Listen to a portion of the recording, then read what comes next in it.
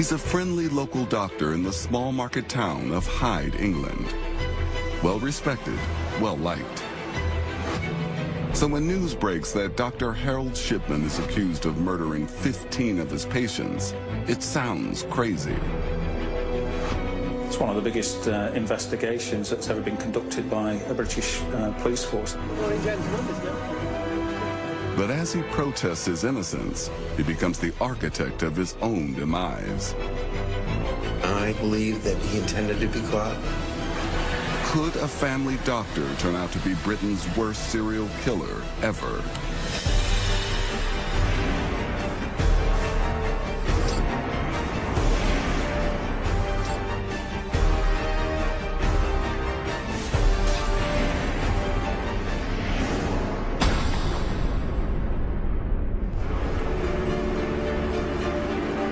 October 11th, 1999. It's day one of the trial that will captivate the British.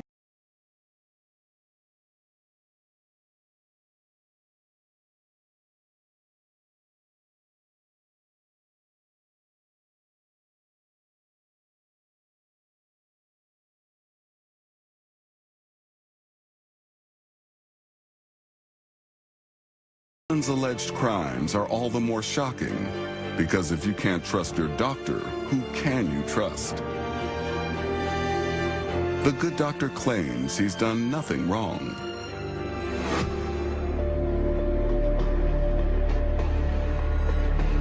The story starts in June 1998, when one of Dr. Shipman's patients, 82-year-old Kathleen Grundy, dies unexpectedly.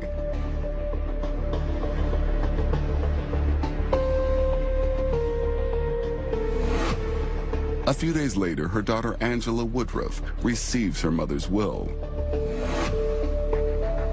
It's been drawn up by a law firm Angela doesn't recognize.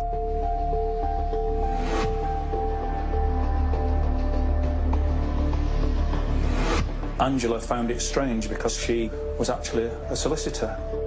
And as far as she was concerned, her mother's will was safely locked in the vaults of her offices. To start off with, she found it was very poorly put together, something that she couldn't believe her mother would actually do. She was a very particular individual. She still handwrote everything, but this will had been prepared on a typewriter. Stranger still, the signature on the will doesn't look like Kathleen Grundy's. And it leaves her entire estate to her family doctor, Harold Shipman. Angela went to see the two witnesses who had signed the will. They didn't know each other, but she discovered that they'd been called into Shipman's surgery, and they were able to say that they'd signed a document. But as far as they were concerned, they didn't think it had been a will. Angela is concerned by Dr. Shipman's role in what appears to be a blatant attempt to defraud her mother. She also starts to worry that this fraud might be linked to her mother's sudden death. Angela takes her suspicion that her mother may have been murdered to the police.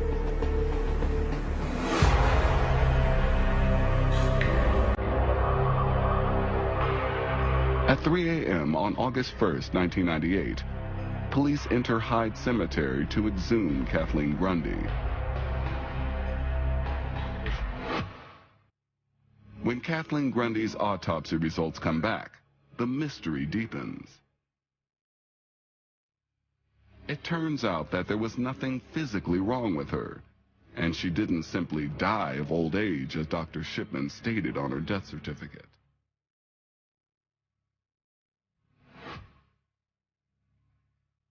To find the true cause of death, Detective Inspector Bernard Possels calls in poison experts Julie Evans and Stephen Karch. Dr. Karch is amazed when he starts to look over the results from the poison tests.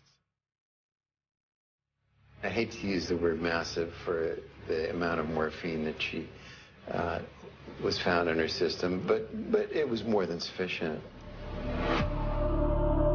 Shipman is arrested on September 7, 1998. The next day, he is charged with the murder of Kathleen Grundy. But the plot has only just begun to thicken. My very first day, I thought, my God, I've met the devil incarnate.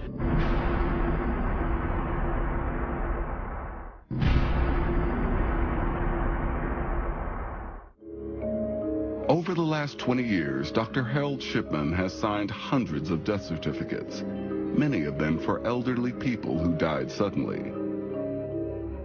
When a lethal dose of morphine is found in one of Shipman's patients, Detective Bernard Postles orders more exhumations.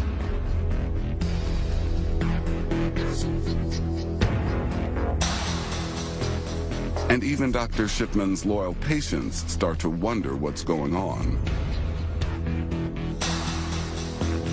When I was driving to work one day, I saw on the billboards that there'd been another 3 exhumed people, and began to feel a little bit suspicious.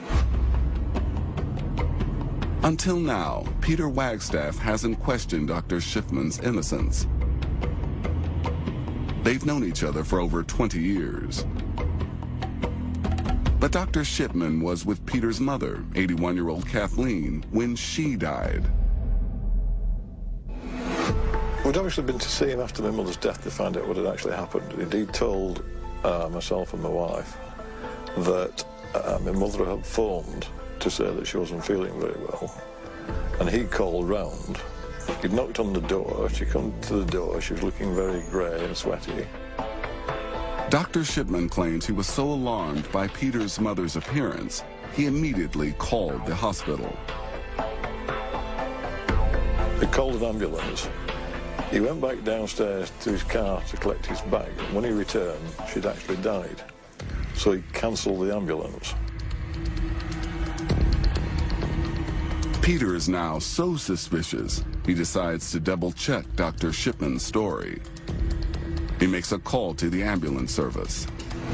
I asked if they had any record of the ambulance being called backwards and forwards to my mother's home, and they had no record.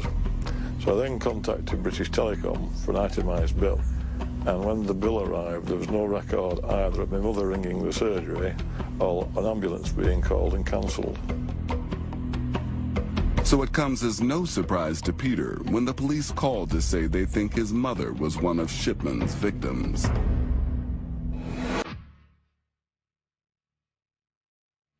On February 22, 1999, Dr. Harold Shipman is charged with 6 more murders, including that of Kathleen Wagstaff.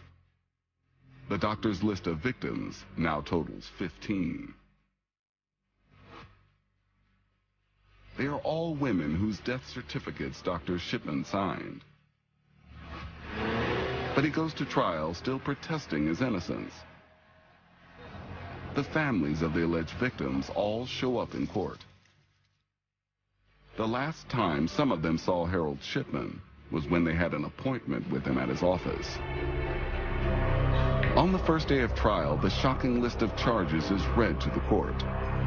Shipman was actually charged with 15 murders. 9 of them related to bodies that had been exhumed, and the other 6 related to people where the bodies had actually been cremated. So the first thing to actually prove was that the 9 people who had been exhumed had all died at the hands of Dr. Shipman. The prosecution begins by casting doubt on Dr. Shipman's death certificates. There tended to be 2 main causes of death that Shipman showed on the death certificates of his victims. One was that they had died from a heart attack. And the second one, that they had died from a stroke.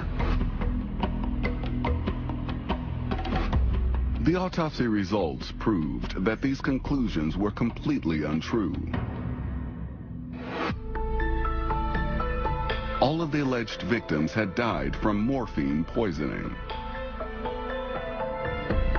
The prosecution proposes that Dr. Shipman murdered them with a lethal injection. But Dr. Shipman's defense team counters with an extraordinary claim.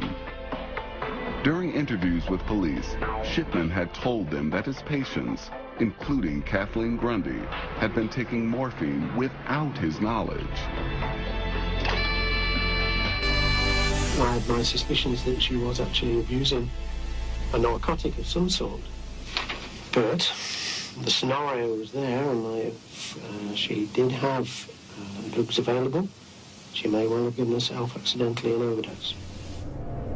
And so, at the trial, the defense team shocks the court by repeating the allegation that Kathleen Grundy was a drug addict. As proof, they refer to entries Dr. Shipman made in her medical records. Kathleen Grundy was an 81-year-old woman, a pillar of the community, ex-mayoress of Hyde, been a company secretary in her time, and it seemed ridiculous that he would suggest that.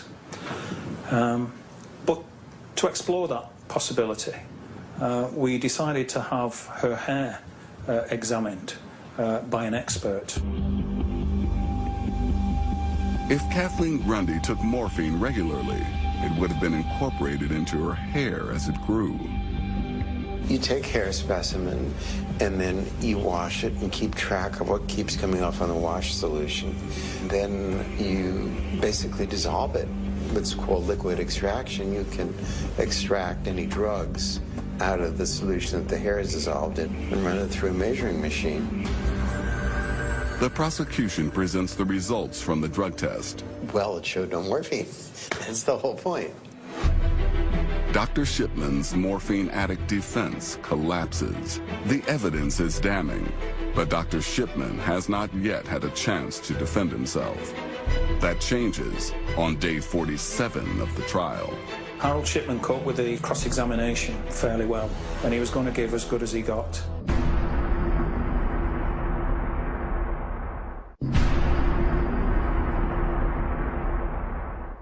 Despite the damning evidence against him, Dr. Harold Shipman takes the stand with brazen confidence. He saw that he was going toe-to-toe with the prosecuting barrister, and he was going to give as good as he got. Dr. Shipman is on the stand for a grueling 2.5 days.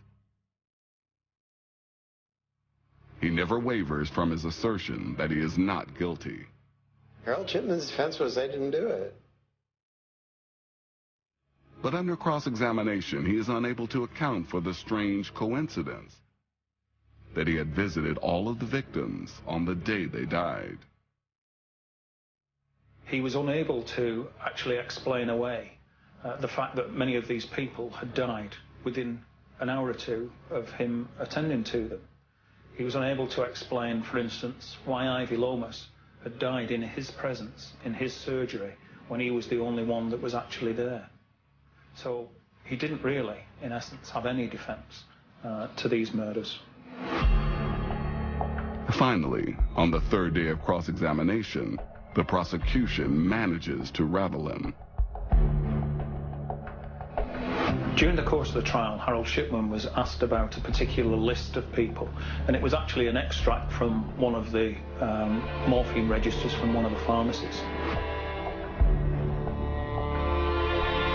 The prosecution produces a list of 12 names, none of whom are the alleged victims of Shipman, but all of them had been prescribed one 30-milligram dose of morphine.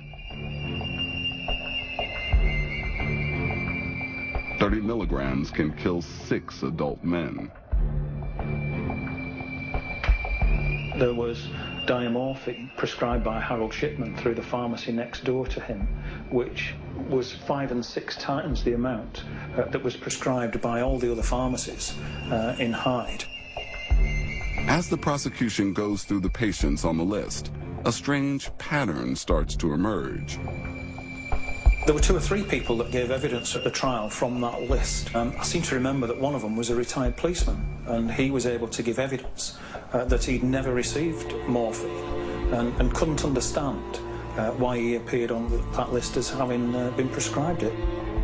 On the stand, Dr. Shipman cannot explain why healthy patients were prescribed lethal doses of morphine. Some of those people, curiously, had actually died 2 or 3 days before these prescriptions had been written. The prosecution alleges Dr. Shipman collected the prescriptions himself to stockpile the drug for his future murders. Shipman's secret stash of morphine is a smoking gun.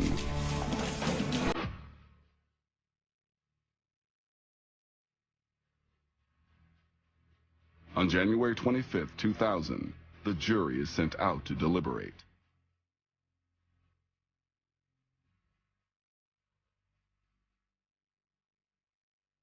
I suppose the most emotional part was when all the evidence had been given, the jury had gone out. Then there was probably a wait of a week, and everybody was very emotionally strained. They were very tense. That was a very difficult period, really.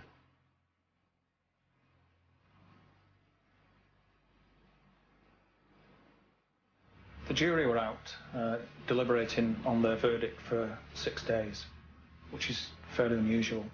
However, when you consider the amount of evidence that they were having to evaluate in the deliberations, then it's perhaps understandable. On January 31st, the families of all the alleged victims arrive in court to hear the verdict. The foreman announces that Dr. Shipman is guilty of forging Kathleen Grundy's will and 15 murders. The verdict was unanimous on all 16 counts. For the families, it's vindication. The result is the right result. It was the only result that could possibly have been. My mother trusted Dr. Shipman. He cynically and callously betrayed that trust. In his closing remarks, Judge Forbes proclaims that Harold Shipman committed the ultimate betrayal. He sentences him to life in prison without the possibility of parole. The 15 families of the victims believe their ordeal is finally over.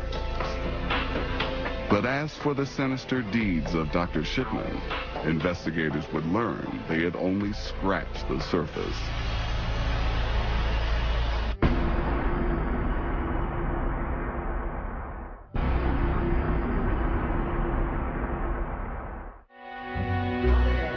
The British government sets up a public inquiry to investigate whether Dr. Harold Shipman has killed any more of his patients. Its conclusions are horrifying. Between 1977 and 1991, Shipman killed 71 patients. In the last 6 years before his arrest, while working as a sole practitioner at the Market Street Surgery in Hyde, he killed 143.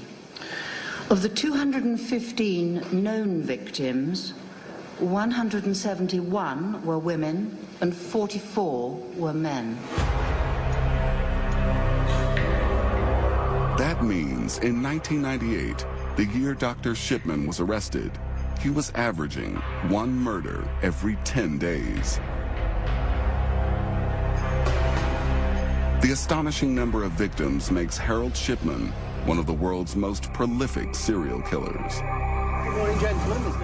But what is perhaps most astounding about the case is that he may have continued to kill unchecked had it not been for the inept and obvious forgery of Kathleen Grundy's will.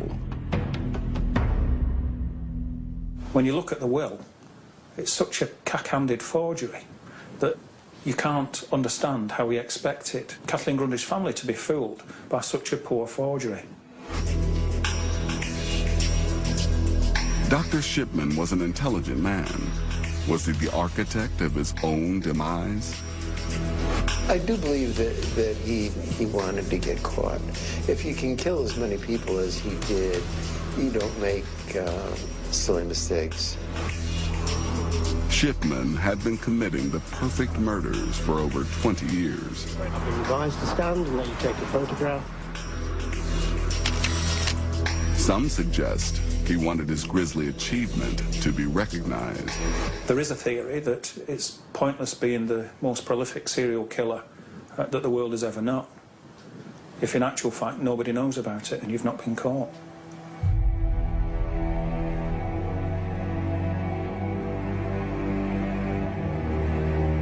There was still a great question left unanswered in the Shipman case. Why did he murder so many people? The first two things that come through your mind are money and sex. And that's clearly not the case in any of these cases. The prosecution claimed Dr. Shipman found killing to his taste. And that may be as close to the truth as it's possible to get. I had hoped that just one day he'd call a press conference and say, right, this is why I did it, because we really, to this day, don't know.